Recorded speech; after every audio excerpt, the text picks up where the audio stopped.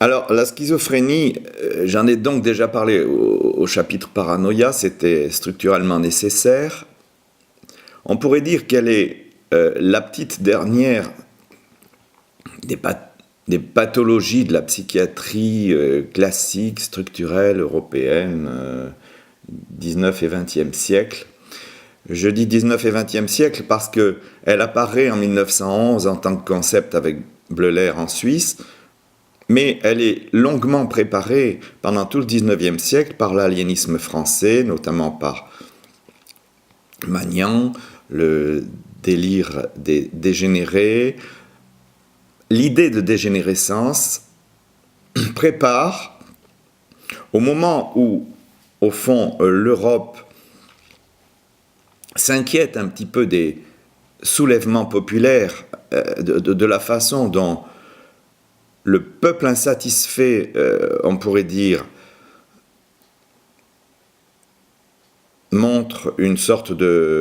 montre d'une montée en puissance de son insatisfaction. Il naît dans l'Europe de ce 19e siècle une sorte de petite inquiétude latente qui amène la gouvernance à créer ou à laisser volontiers apparaître au sein des milieux aliénistes ce concept de pathologie, d'une pathologie de la dégénérescence mentale apparaissant de préférence chez de jeunes sujets et de jeunes sujets qui auront volontiers ce tempérament qu'on pourrait appeler révolutionnaire et qui à ce titre sont particulièrement inquiétants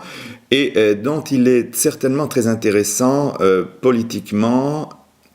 et collectivement de les faire taire. Et pour les faire taire, quoi de mieux que de les placer en situation asilaire. Je vois que j'ai rappelé ici, par écrit,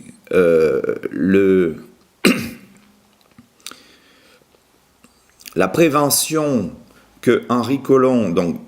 psychiatre français exerçant à Dakar dans les années 60, à l'hôpital de Fann Dakar, a exprimé, c'est-à-dire il nous a expliqué, Henri Collomb, qu'en situation d'Afrique traditionnelle, non acculturée, non encore occupée par cette sorte de colonialisme diffus des pays européens,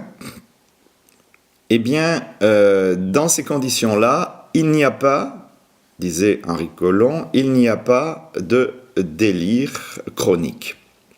Alors, c'est fondamental, c'est particulièrement fondamental si on